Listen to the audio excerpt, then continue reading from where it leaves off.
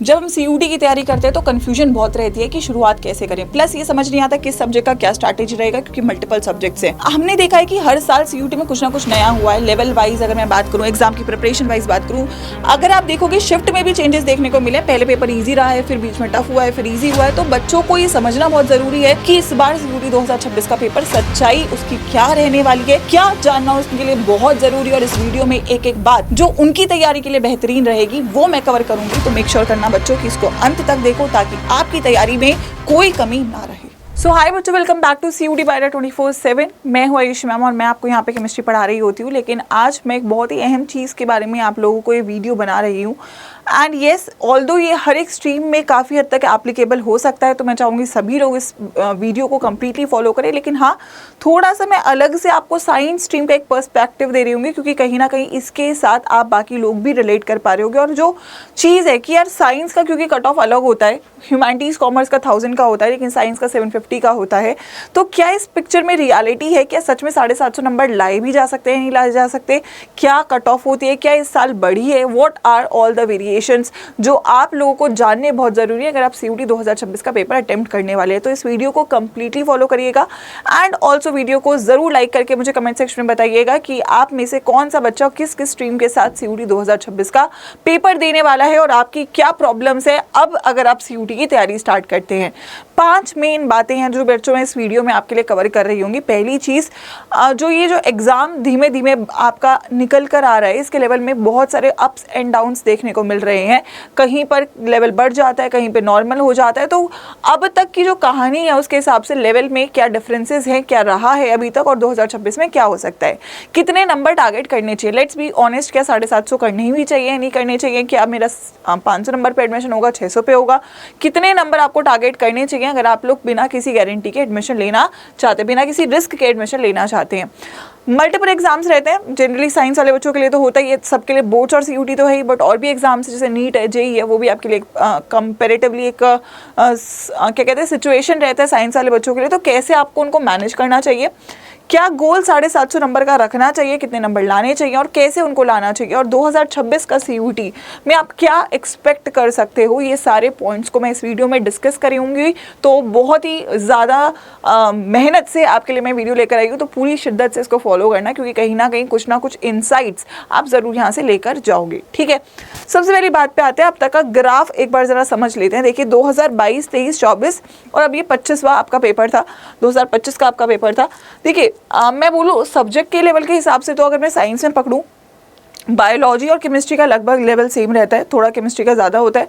फिर मैथ्स और फिजिक्स का लेवल लगभग सेम होता है, थोड़ा सा केमिस्ट्री से ज़्यादा होता है। मतलब ऑब्वियसली सब्जेक्ट भी थोड़ा डिफिकल्ट है, क्योंकि केमिस्ट्री और बायोलॉजी थोड़ा सा थ्योरेटिकल आपका रहता है, और केमिस्ट्री में थोड़ा सा न्यूमेरिकल्स रहते हैं बट ज़्यादा नहीं होते। और मैथ्स और फिजिक्स ऑब्वियसली एक आपका न्यूमेरिकल बेस्ड सब्जेक्ट है, तो वहाँ पर लेवल बढ़ ही जाता है क्योंकि कॉम्पिटिटिव है।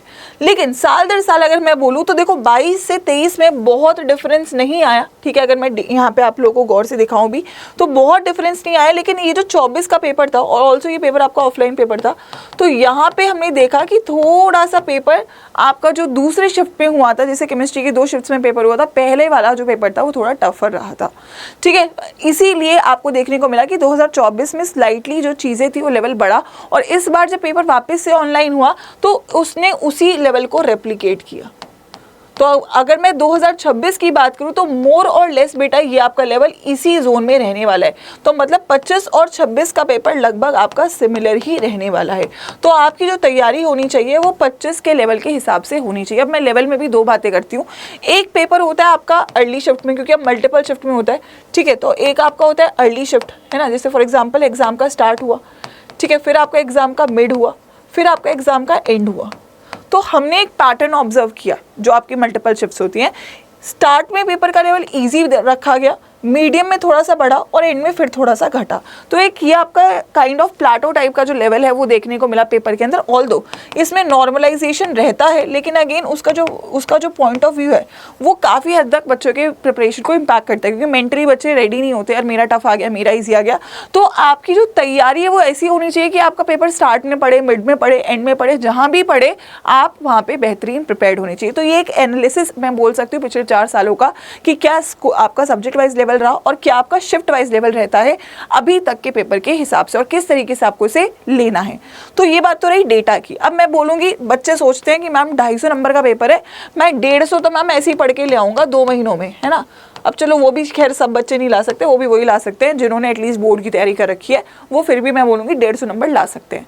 बट क्या 150 नंबर से तुमको एक अच्छा कॉलेज मिल जाएगा, सवाल यही है। हमने देखा था जनरली साइंस की जो कट ऑफ थी वो कम थी पिछले सालों में, मतलब 300-400 तक पे भी बच्चों को कॉलेजेस मिल रहे थे, अच्छे भी मिल रहे थे, ऐसा नहीं है कि अच्छे नहीं मिल रहे थे। प्रोग्राम मिल रहा था, ऑनर्स नहीं मिल रहा था, चलो स्टीफेंस नहीं मिल रहा था, रामजस मिल रहा था, किरोड़ी मिल रहा था। लेकिन इस साल हमने देखा कि अगर आपके 750 में से 400 नंबर है या 500 नंबर है, अब अगर आप 150 के हिसाब से पकड़ते हो 3 सब्जेक्ट में, तो 450 मार्क्स बनते हैं, है ना। अब क्या 450 मार्क्स इनफ है बेटा? 450 मार्क्स आपकी गारंटी बिल्कुल भी नहीं है नॉर्थ कैंपस की इस बार के हिसाब से। इस बार के हिसाब से ये गारंटी नहीं है।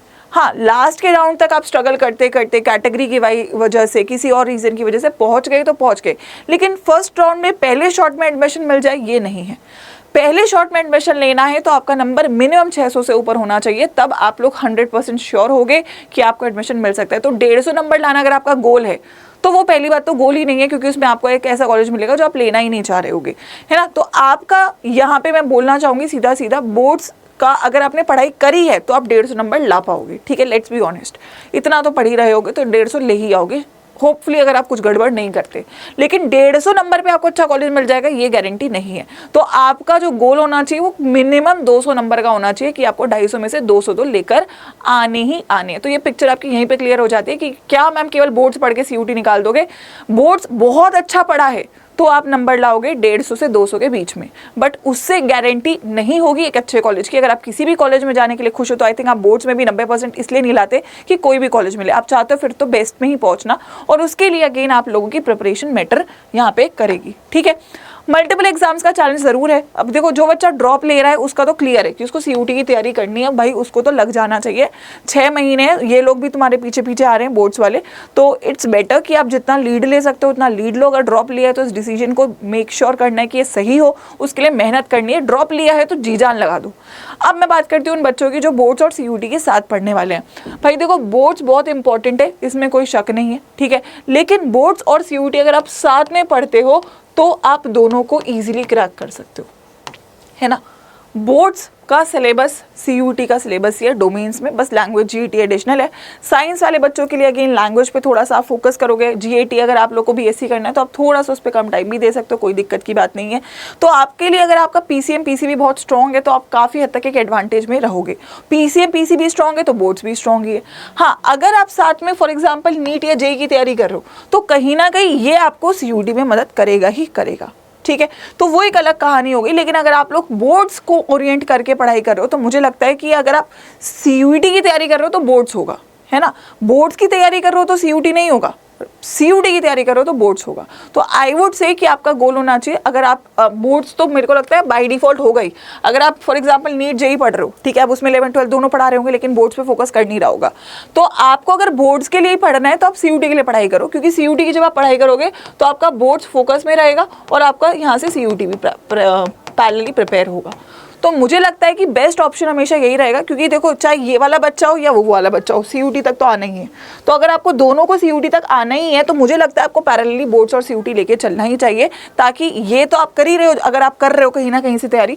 लेकिन अगर आप इन दो कैटेगरी में, और हर बच्चा बोर्ड का है, तो वो आपका अगर बोर्ड्स के साथ सीयूटी की तैयारी करता है तो ये दोनों एग्जाम पैरेलली निकलते हैं। आप अलग अलग दोनों को टाइम ना दें, बल्कि साथ में ही दोनों की तैयारी करें, मतलब कुछ अलग वैसे भी नहीं है। How to score 700+? देखिए, इस बार के जो टॉपर्स थे, अभी तक जो मेरे पास साइंस का टॉप स्कोर रहा है दैट वाज 710, ठीक है, ये इस बार का हाईएस्ट स्कोर रहा है।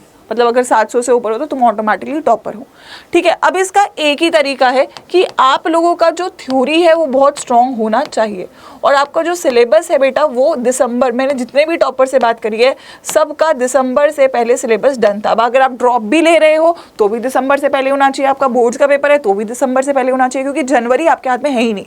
जो बच्चे बोर्ड्स वाले हैं जनवरी में आपके प्री बोर्ड्स आ जाएंगे, जनवरी में आपके प्रैक्टिकल्स चल रहे होंगे इनफैक्ट, और फेब में आपके बोर्ड के पेपर हैं, फिर मार्च से सीधा हमारा सीयूटी स्टार्ट हो जाता है। तो पहला गोल यही है कि दिसंबर तक आप लोगों का सिलेबस यहाँ पे कंप्लीट हो जाना चाहिए, ठीक है।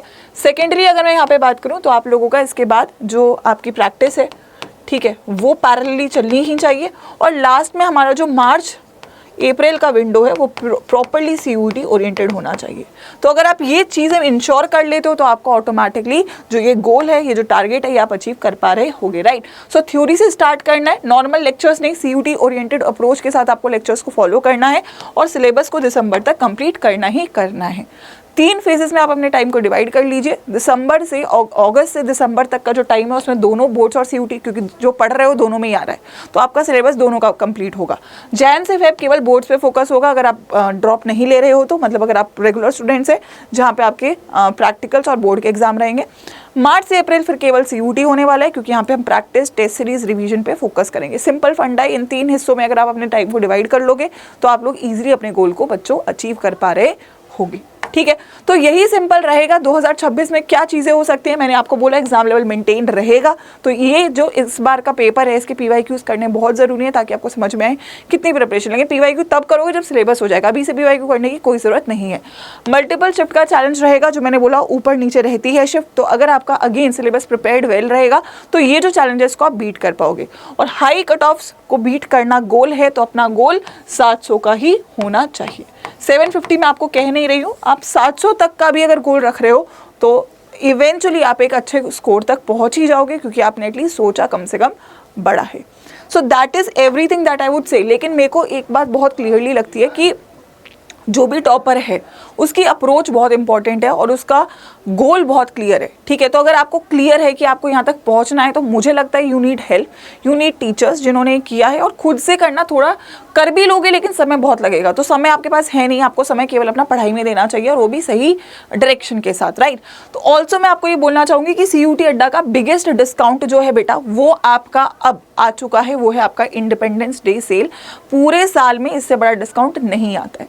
तो मैं सजेस्ट करूँगी कि अगर आप लोग सीरियस हो, पढ़ना चाहते हो, CUET क्रैक करना चाहते हो, बैच का वेट कर रहे हो तो बैच कम प्राइस पे चाहिए होता है, ये प्राइस वापस नहीं आएगा, ये डिस्काउंट वापस नहीं आएगा। इसी वक्त इसको यूज़ करेंगे। 15 अगस्त तक का आपका सेल है, 47% का बहुत ही बड़ा डिस्काउंट है। कोड आपको याद रखना है Wi-Fi 13 है जो आपको यूज़ करना है बैच को लेने के लिए। साइंस के बच्चे हैं तो लेंगे ही, आर्ट्स कॉमर्स वाले हैं तो वो भी अपना बैच लेंगे, उनके लिए भी कहानी सेम है। लेकिन मैं क्योंकि केमिस्ट्री पढ़ा रही हूँ तो मैं थोड़ा डिटेल में आपको साइंस की बात इसलिए बता पा रही हूँ, लेकिन ये सबके लिए सेम ही रहने वाला है, ठीक है। तो आप लोगों को बैच जरूर ज्वाइन करना है। 2 ऑप्शन है, एक तो डेल्टा बैच चल रहा है वो तो है ही, लेकिन फ्रेश बैच है डेल्टा 2.0, ठीक है। डेल्टा 2.0 बैच आप ज्वाइन करेंगे, अभी साइंस के लिए फ्रेश बैच रहेगा, जो बातें बोली हैं सब कवर करी जाएंगी। ऑल्सो मैं आपको बोल देती हूँ, कोड यूज करोगे आप Wi-Fi 13, और अगर कोई दिक्कत है तो मेल कर सकते हो मुझे on ayushi.sharma@adda247.com, ठीक है। क्योंकि ये 15 अगस्त तक का ही है इसीलिए मैं स्ट्रिक्टली बोल रही हूँ कि उसके बाद नहीं बोलोगे कि मैम प्राइस बढ़ गया है, ठीक है। क्योंकि ये इस वक्त का बेस्ट ऑप्शन और मुझे लगता है ये वंस इन अ ईयर वाला अपॉर्चुनिटी है, तो इसको मेक श्योर करो, मैक्सिमम यूटिलाइज करो। कोई और दिक्कत है तो गूगल फॉर्म है डिस्क्रिप्शन बॉक्स में, उसे आप फिल कर सकते हो मेरे नाम के साथ। मैं ट्राई करूंगी कि आपसे कॉन्टैक्ट कर लूँ, लेकिन 15 अगस्त से पहले मेक श्योर करना कि बैच को आप ज्वाइन कर लो, ठीक है। ये मौका नहीं आएगा और साइंस इतना आसान नहीं होने वाला कि आप बिना बैच के पढ़ाई कर सकते हो एकदम खुद से, ठीक है। तो I would say this is the best option. I think 6000 कुछ का बैच है आपका ये फिलहाल के लिए, जिसमें आप PCM, B लैंग्वेज और GAT पढ़ रहे होगे। डिस्क्रिप्शन बॉक्स में भी लिंक होगा बैच का और पिन कमेंट्स में भी होगा, तो बैच आप वहाँ से भी डायरेक्टली देख सकते हो।